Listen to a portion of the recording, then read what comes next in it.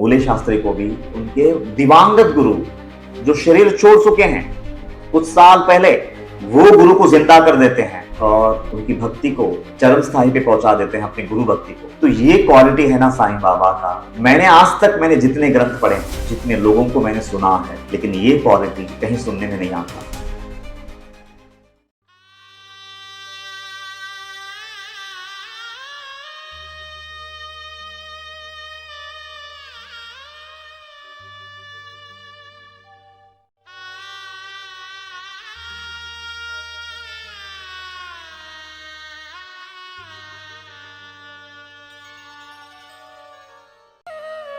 ये कोई मामूली किताब नहीं, नसीहत है नूरानी, उन्हीं की आत्मकथा, उन्हीं की जुबानी।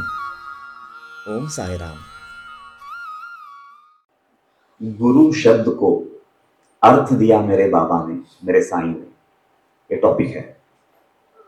गुरु जो शब्द है, गुरु शब्द को अर्थ दिया मेरे साईं ने। क्योंकि जब हम गुरु कहते हैं, जब हम संत कहते हैं, जब महंत कहते हैं, अवतारी कहते हैं,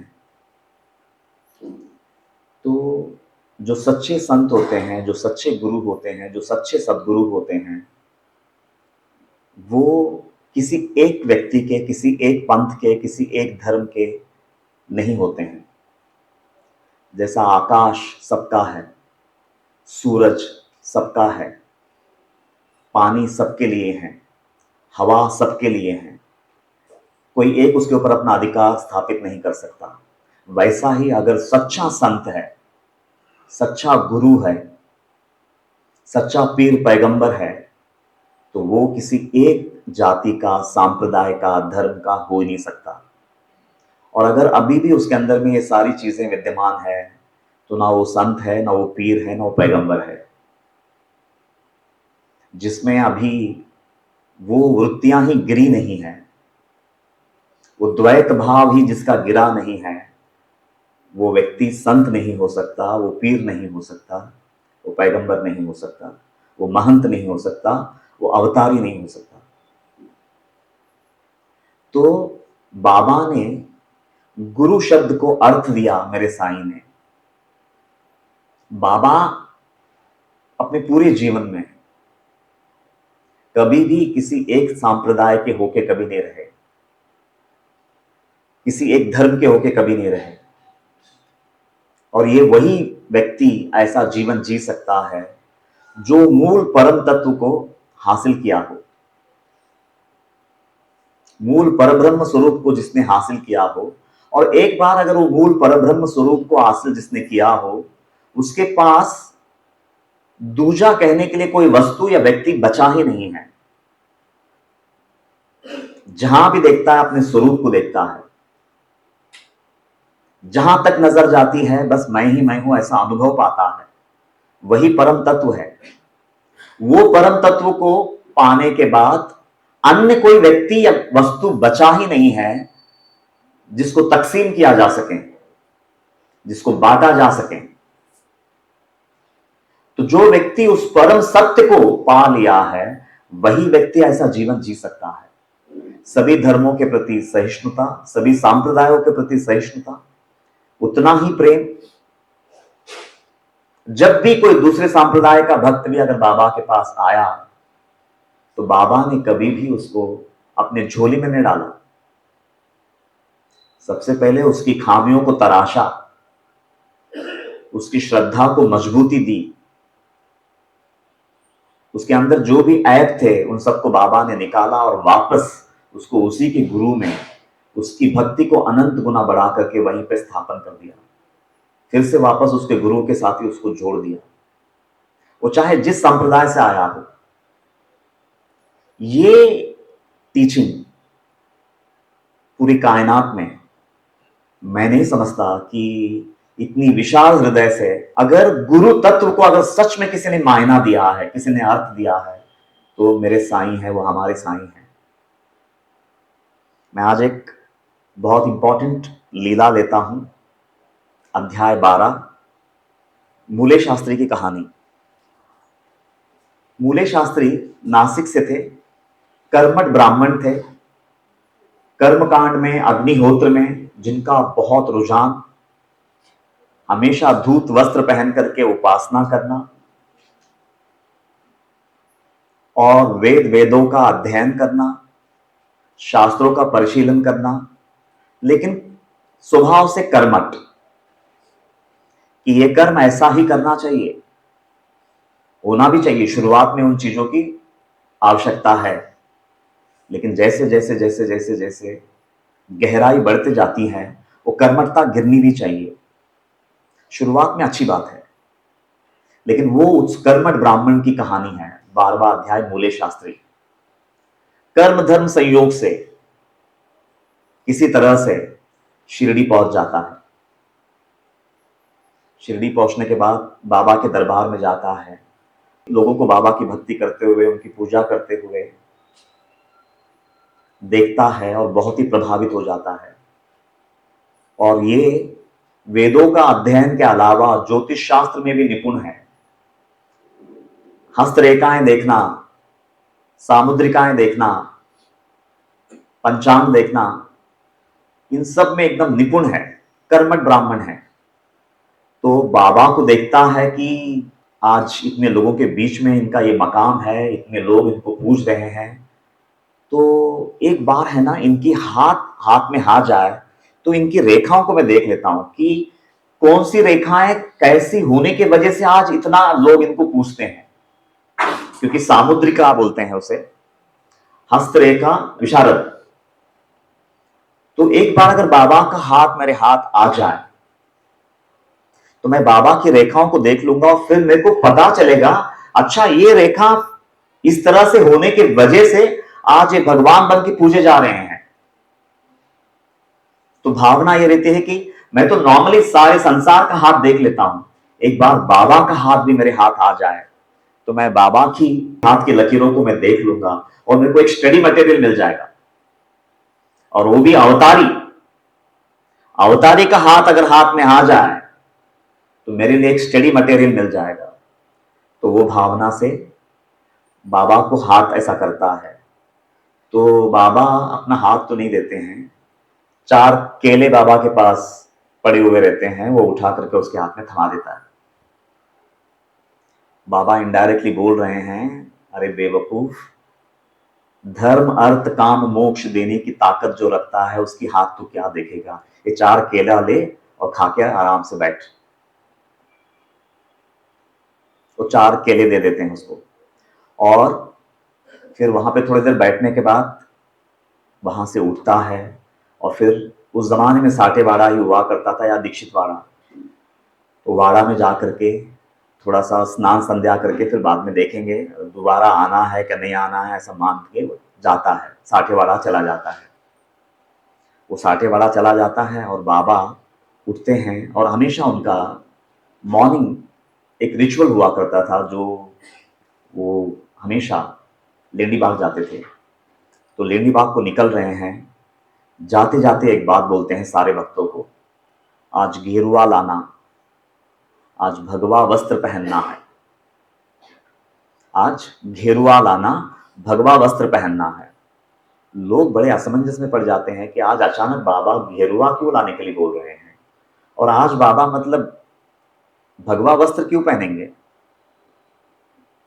लेकिन फिर भी वो सोचते हैं नहीं, अगर उनकी मुख से वाणी निकली है तो निरर्थक नहीं हो सकती है, जरूर कोई राज होगा। तो बाबा चले जाते हैं, वहां जाकर के जो भी बाबा का जो रिचुअल हुआ करता था लेंडी बाग में, वो 1 घंटा पौना घंटा बिता करके बाबा फिर से मध्याह्न आरती से पहले द्वारका माई पहुंच जाते हैं। और आरती की शुरुआत हो रही है, लोग पूरी तरह से भावयुक्त खड़े हैं कि अभी मध्याह्न आरती शुरू होगी। उतने में बाबा बोलते हैं, कोई जाओ जाकर के वो कर्मठ ब्राह्मण से, मतलब मूले शास्त्री से, मैंने दक्षिणा मांगा ऐसा बोल करके कुछ दक्षिणा ले आना। अब देखो बाबा ये बात बोलते हैं तो वहां पे बापू साहेब बुट्टी भी बैठे रहते हैं। तो बापू साहेब बुट्टी उठ जाते हैं। गुरु ने आज्ञा दिया है, चलो चलते हैं मूले शास्त्री के पास और बोलते हैं कि बाबा ने आपसे दक्षिणा मांगा है।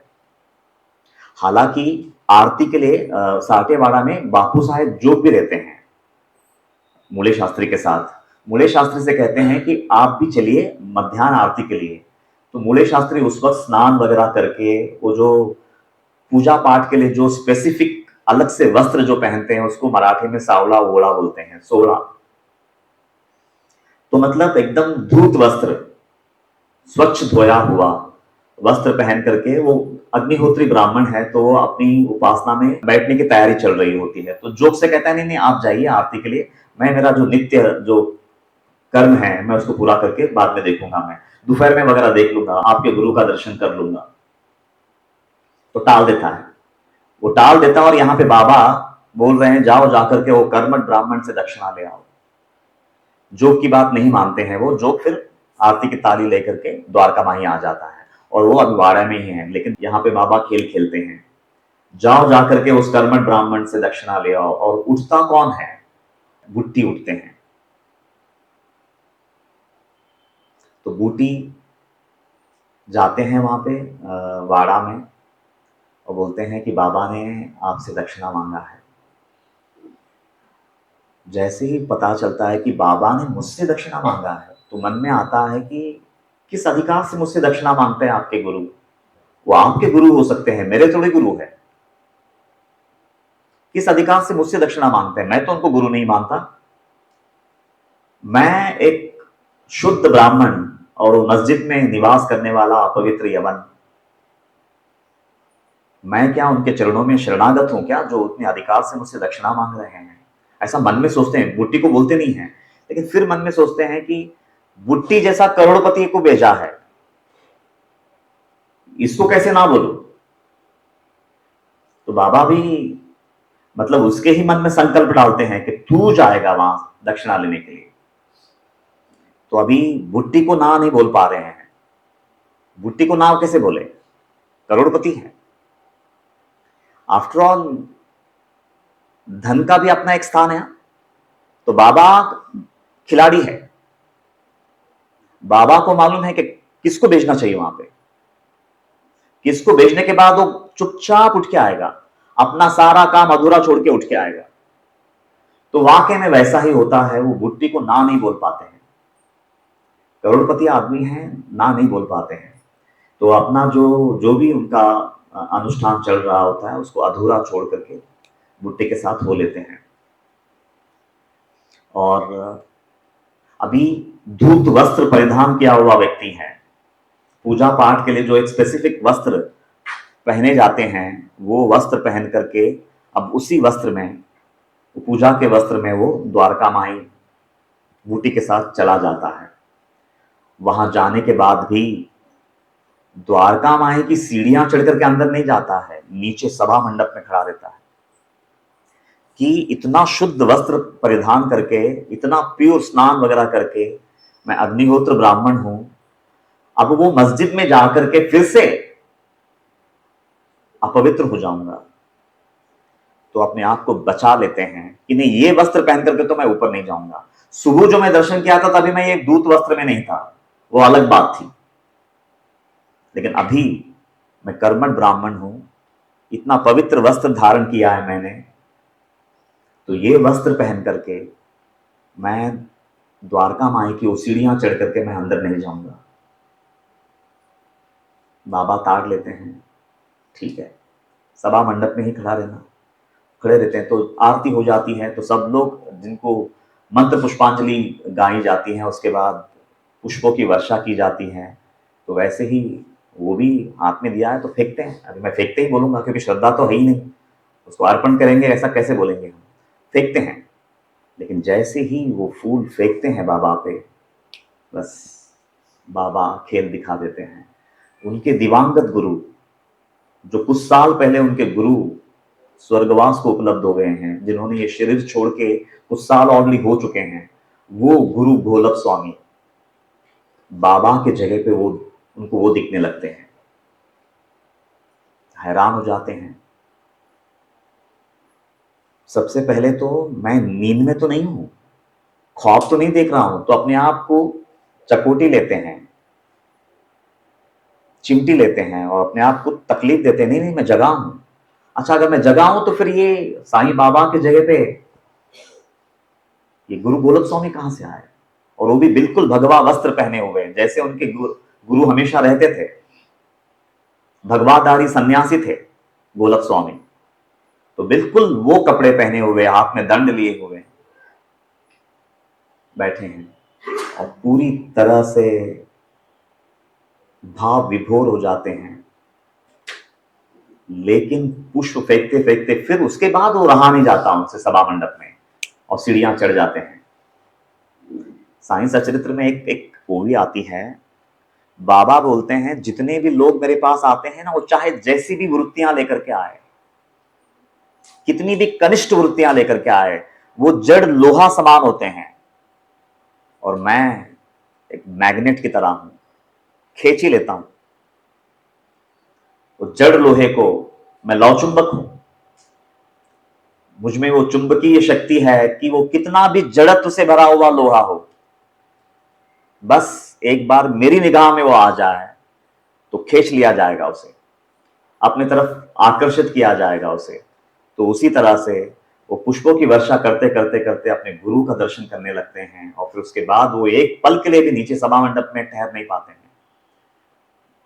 जल्दी जल्दी सीढ़ियां चढ़ करके जा करके सीधा बाबा के चरणों में, मतलब उस वक्त के लिए वो बाबा नहीं है, गुरु गोलक स्वामी है, गुरु गोलक स्वामी के चरणों में नतमस्तक हो जाते हैं। पूरी तरह से आंसुओं की धारा बह रही है, अष्ट सात्विक भाव अंदर से उमड़ रहे हैं, पूरा काया पलट हो चुका है।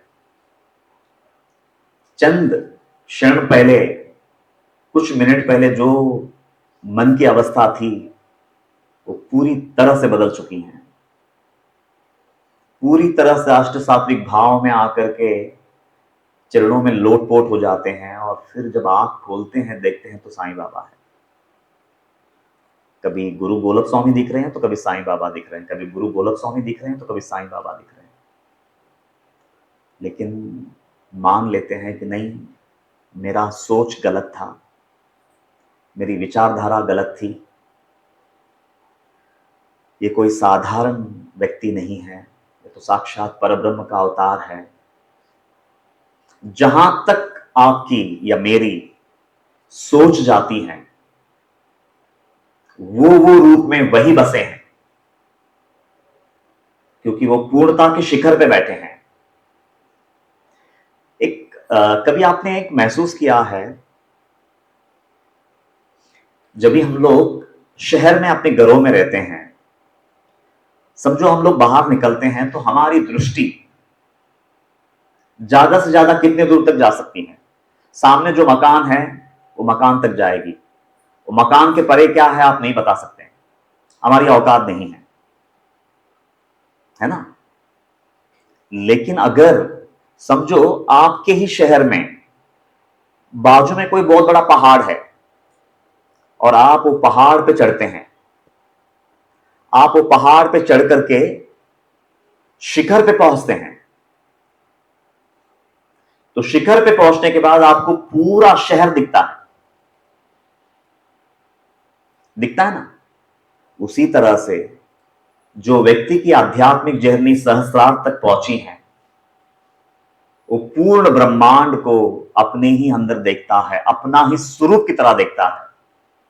उसके लिए ये गुरु अलग है, वो फलाना गुरु है, ये धर्म अलग है, ये सांप्रदाय अलग है, नहीं, वो बहुत ऊपर उठ चुका है।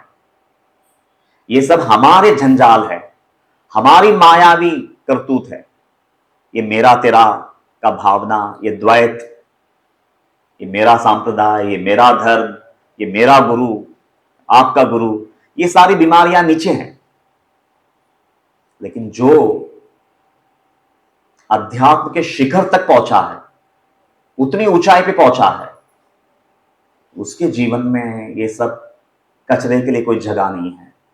तो उनका हृदय इतना विशाल होता है, वो सद्गुरु जानते हैं कि ये बेचारा जहां पे खड़ा है, यहां पे इसके अंदर ये बीमारियां होना लाजमी है, होंगे ही। लेकिन मैं तो सद्गुरु हूं, मैं वो बीमारी के साथ कैसे रह सकता हूं? तो खुद इतनी ऊंचाई पे है कि हर किसी को बाबा ने अपने दरबार में जगा दिया, और मूले शास्त्री को भी अपने तरफ खींचा, और वापस अपने जगह पे उनके दिवंगत गुरु जो शरीर छोड़ चुके हैं कुछ साल पहले, वो गुरु को जिंदा कर देते हैं और उनकी भक्ति को चरम स्थाई पे पहुंचा देते हैं, अपनी गुरु भक्ति को उन्हीं के गुरु में उनकी भावना को और दृढ़ कर देते हैं। तो ये क्वालिटी है ना साईं बाबा का, मैं नहीं समझता। मैंने आज तक जितने ग्रंथ पढ़े हैं, जितने लोगों को मैंने सुना है, लेकिन ये क्वालिटी कहीं सुनने में नहीं आता, नहीं आता। इतनी विशालता, इतनी विशालता। इसीलिए ये टॉपिक है, गुरु शब्द को अर्थ दिया मेरे साईं ने। तो ओरिजिनल गुरु कैसे होते हैं? तो ऐसे होते हैं कि एक दूसरा किसी गुरु का चेला हाथ लग गया तो चलो डाल लो अपनी झोली में। ऐसी गंदी भावना बाबा की कभी भी नहीं थी और हो ही नहीं सकती है, क्योंकि इतनी चरम अवस्था पे पहुंचा है, ज्ञान के शिखर पे बैठा है। वो व्यक्ति के मन में ऐसी दुर्भावना आ ही नहीं सकती है, असंभव है। और ये लीला के बाद एंड में 2 ओवियां आती हैं। बाबा बोलते हैं, ये मूले शास्त्री की लीला से आप सीखोगे क्या? तो 2 ओवियां हैं, मैं वो 2 ओवियां ले लेता हूं। ओवी नंबर 12th अध्याय, ओवी नंबर 176। जो जो जयाचा गुरु असावा, त्याचे ठाई दृढ़ विश्वास बसावा, अन्यत्र कोटेही तो नसावा, मनी ठसावा गुह्यार्थ हा। क्या वो भी है? बोल रहे हैं, जो जो जयाचा गुरु असावा, जिस जिसका भी कोई गुरु होगा, डेफिनेटली ये संसार में आए हैं तो अलग लोगों के अलग अलग गुरु हो सकते हैं। जो भी जिस जिसका भी जो जो गुरु है, उनके चरणों में ही विश्वास दृढ़ होना चाहिए, और कहीं पे उतनी दृढ़ श्रद्धा किसी और व्यक्ति के प्रति होनी ही नहीं चाहिए। मनी ठसावा गुह्यार्थ। और ये जो इस लीला के पीछे का गूढ़ रहस्य है, इसको अपने हृदय में संजो के रखना। सम्मान सबका होना चाहिए, श्रद्धा तो अपने गुरु में ही, बाकी सम्मान सबका। किसी के प्रति तिरस्कृत भावना ना उठे हमारे मन में। अलग चीज है, श्रद्धा एक अलग चीज है, सम्मान एक अलग चीज है।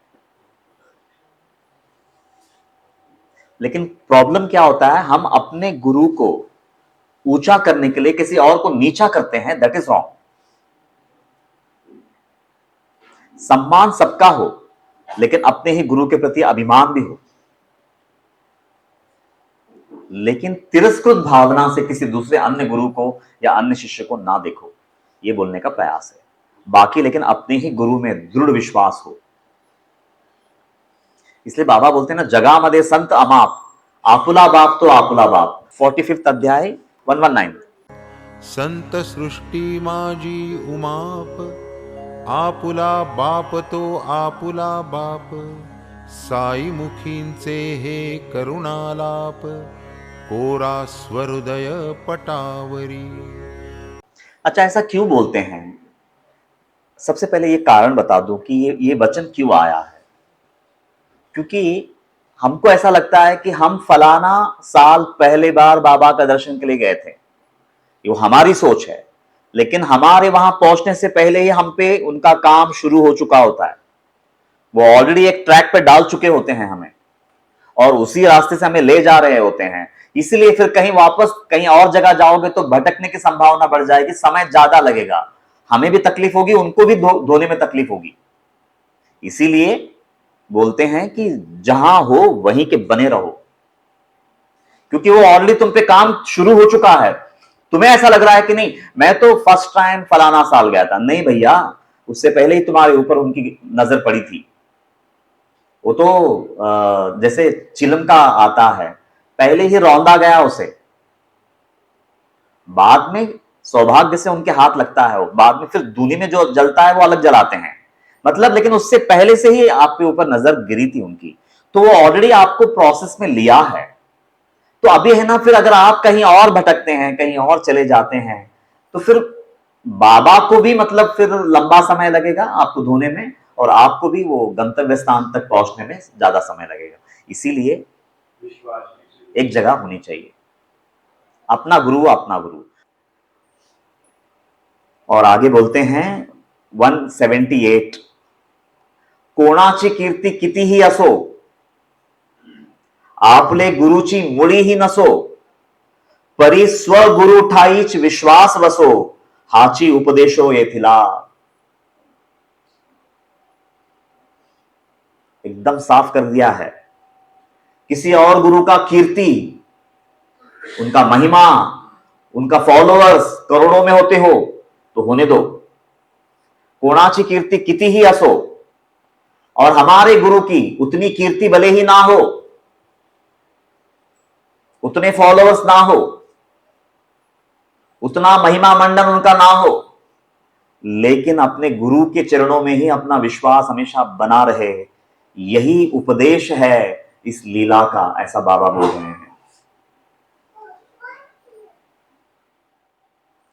तो बाबा सच में गुरु शब्द को अर्थ दिया है।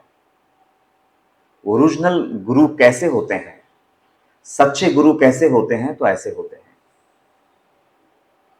गुरु शब्द को ही अर्थ दिया है, और ये पूरे जग को दिया है। वरना सच कहता हूं मैं कि एक बंदा अगर मेरे हाथ से छूट रहा है तो जान ऊपर नीचे हो जाती है लोगों की। तो फिर ये भाव कब आएगा, इतनी विशालता कब आएगी हम में?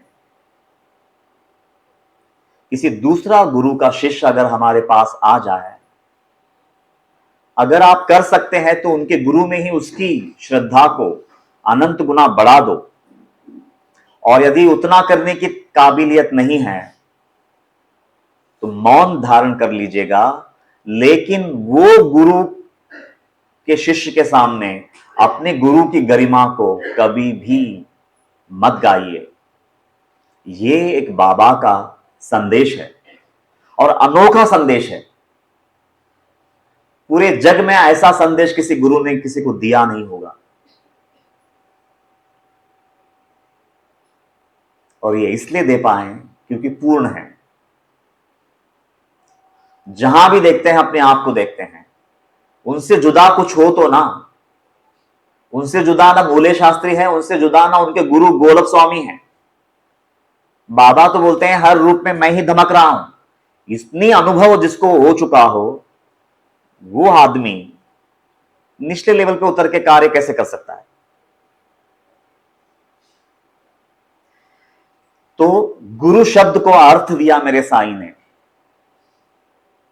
वाकई में गुरु शब्द को अर्थ दिया है, पूरे जग के सामने रखा है।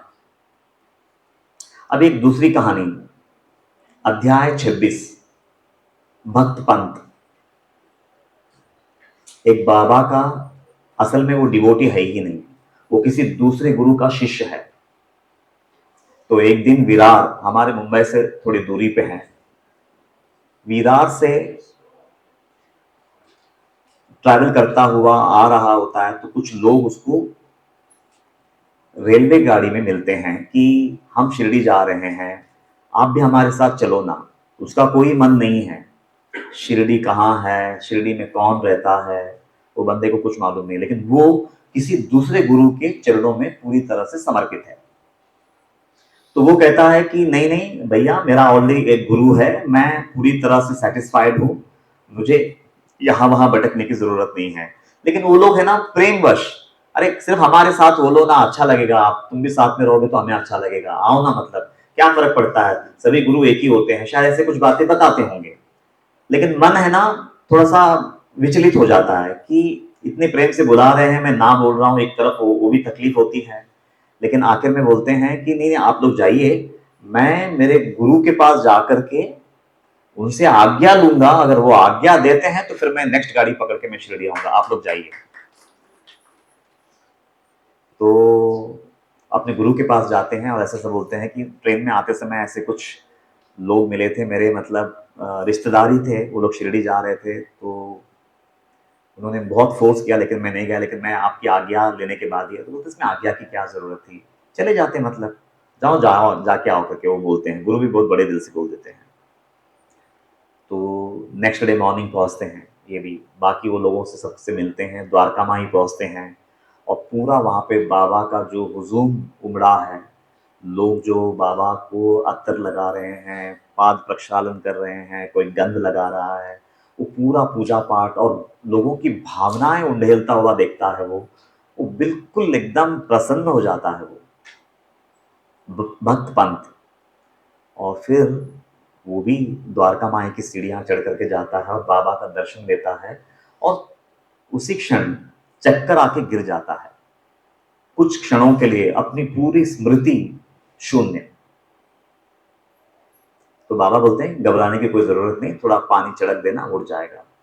तो अभी वो उनको बेहोश करने वाले भी बाबा है। तो पानी छिड़काते हैं और फिर आंख खोल के बैठता है।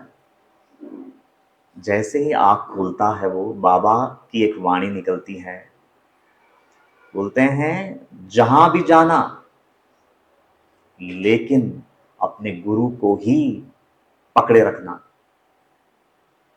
संसार में कहीं भी जाना पड़े तो भले ही चले जाना, लेकिन अपने गुरु की श्रद्धा कभी डगमगाए ना। ये वर्ड बोलते हैं उठने के बाद।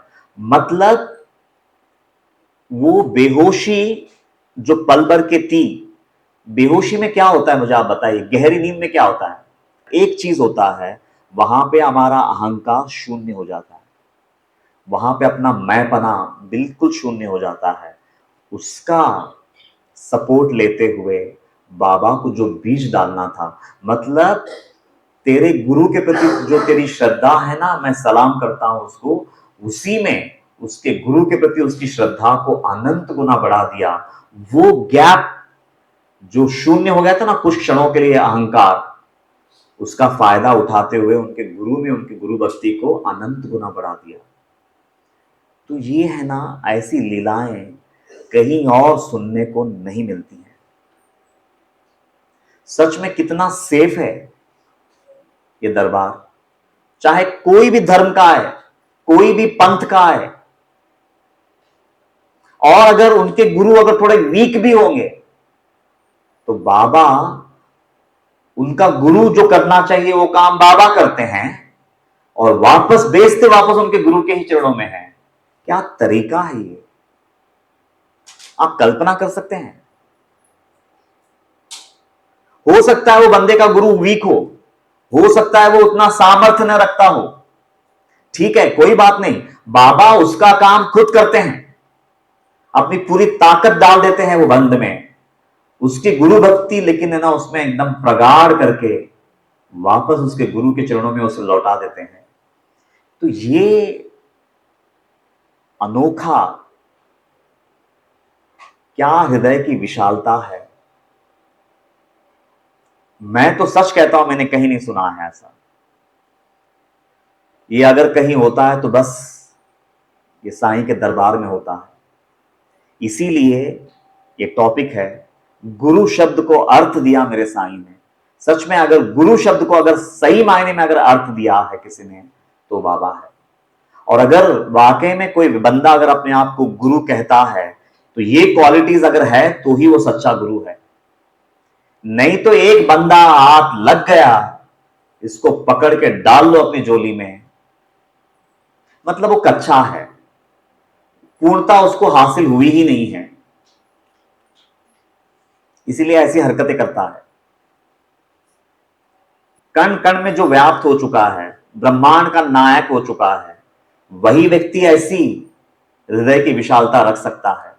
क्योंकि उसको फर्क ही नहीं पड़ता है। वो कहता है कि ये बेचारे की जो कमकुवतपना है कि ये मुझे अलग मान रहा है, उसके गुरु को अलग मान रहा है, क्योंकि ये अभी केवल मैं ही मैं हूं, वो अनुभव से अभी नजारत है, दूर है। लेकिन जिस दिन इसको अनुभव मिल जाएगा तो ये सारी जो इसकी बीमारियां हैं वो अपने आप खत्म हो जाएगी। तो अभी फिलहाल इसको उसके गुरु में ही स्थापित कर देता हूं और उसको आहिस्ता आहिस्ता आहिस्ता आहिस्ता अपलिफ्ट करते हैं। तो ये जो करुणा है एक गैर के प्रति, कोई दूसरे गुरु के शिष्य के प्रति, तो ओरिजिनल सदगुरु ऐसे होते हैं। इसीलिए गुरु शब्द को अर्थ दिया बाबा ने। अब एक और लीला लेता हूं। अध्याय 38। नाना साहब चांदोरकर बाबा से सालों से जुड़े हुए थे। तो एक बार उनके बीवी के बहन के हस्बैंड साड़ू बिनीवले एक बार बोलते हैं कि मुझे चलो दर्शन करना है आपके बाबा का, तो मुझे ले चलो। तो वो लेकर के कोपरगांव आते हैं। कोपरगांव के पास में गोदावरी नदी में स्नान करते हैं और बाजू में ही, क्योंकि वो दत्त को बहुत दिल से मानने वाले होते हैं बिनीवले, उनके साड़ू साहब, नाना साहब चांदोरकर के साड़ू। तो वो बोलते हैं कि थोड़ी दूरी पे दत्त का मंदिर है, मैं हमेशा उनका दर्शन करता हूं, तो चलो ना पहले उनका दर्शन करते हैं फिर शिरडी चलते हैं। लेकिन नाना साहब चांदोरकर बोलते हैं, अरे यार हमेशा करते हो, चलो पहले मेरे गुरु का दर्शन करो, पहले शिरडी चलो। वो जो दर्शन करना चाहता था अपने उपास्य दैवत का, आराध्य दैवत का, दत्त का, वो करने देते नहीं है नाना साहब चांदोरकर, और डायरेक्टली उसका हाथ बलाक पकड़ के शिरडी ले जाते हैं। बाबा के दरबार में पहुंचते हैं। बाबा के पास पहुंचते ही बाबा नाना साहब चांदोरकर से पूछते हैं, क्यों, कैसा रहा जर्नी? तो बोलते हैं, हाँ ठीक था बाबा, लेकिन क्या है, थोड़ा कोपरगांव में नदी से स्नान करके आ रहे थे तो एक बड़ा कांटा चुभ गया। तो बोलता है, जानता है वो कांटा क्यों चुभा? तो नहीं बाबा, तूने बिनीवले को, उसका आराध्य जो है वो दत्त है, दत्त में उसकी प्रगाढ़ प्रीति है, वो बार बार तुझसे कहता रहा कि मुझे पहले एक बार उनका दर्शन कर लेने दो, बाद में हम शिरडी जाते हैं, लेकिन तूने उसको उसका दर्शन करने दिया नहीं, और तो बलात् उसको पकड़ के पहले मेरे गुरु के पास चल, पहले मेरे गुरु के पास चल करके तो ले आया। इसीलिए इस बार सिर्फ एक कांटा चुभोया है, अगली बार अगर ऐसी हरकत करेगा तो त्रिशूल डाल दूंगा।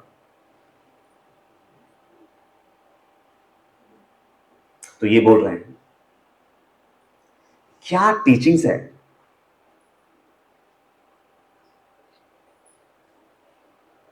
अगर इतनी हृदय की विशालता नहीं है तो वो गुरु नहीं हो सकते हैं।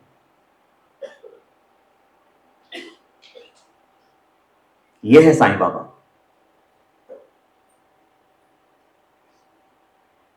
वैसे भी लोग हैं ना, मतलब बेवजह ही जात देखते हैं, पंथ देखते हैं, धर्म देखते हैं, लेकिन वो जो वस्तु है वो परम तत्व है। अगर वो तत्व को अच्छे से अगर समझेंगे तो ये सबसे ऊपर है ना, इन सबको निगलने के बाद ही तो वो वहां पहुंचा है। फिर भी लेकिन वो ये धर्म, ये सांप्रदाय, इसकी बात करते ही हैं।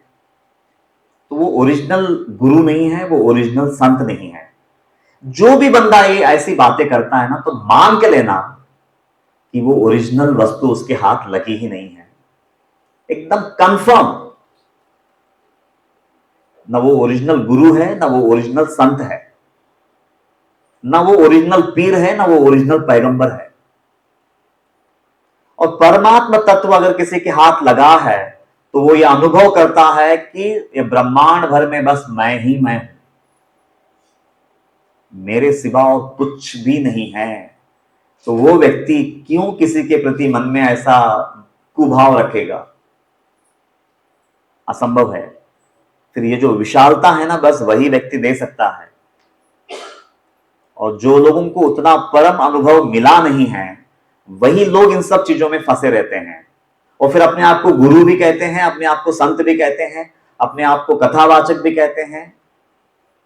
लेकिन ओरिजिनल हाथ लगा नहीं है। अगर ओरिजिनल हाथ लग जाए, ओरिजिनल वस्तु अगर हाथ लग जाए, तो आज बाबा की जितनी विशालता है ना, उतनी ही विशालता से वो भी भर जाएंगे। तो ये था, गुरु शब्द को अर्थ दिया मेरे साईं ने। अगर सच में गुरु तत्व क्या है, अगर जग को अगर किसी ने बताया है, तो वो बाबा है। तो आज गुरु पूर्णिमा, और मैं ऐसा मानता हूं कि बहुत इंपॉर्टेंट टॉपिक था। गुरु तत्व क्या है?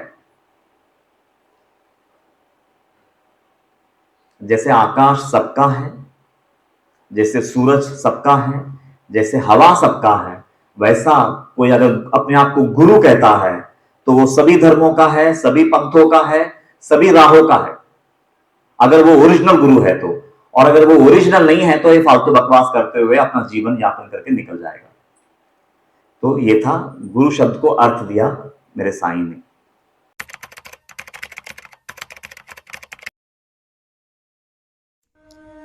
मनोहारिणी, शापताप निवारिणी, अज्ञान नाशिनी, मोक्षदायिनी, परम कल्याणकारिणी, सच्चित आनंद प्रदायिनी, अनंत कोटि साईनाथों की जननी, साक्षात साईं स्वरूपिणी, ग्रंथराज श्री साईं सच्चरित दिव्य ग्रंथ की जय।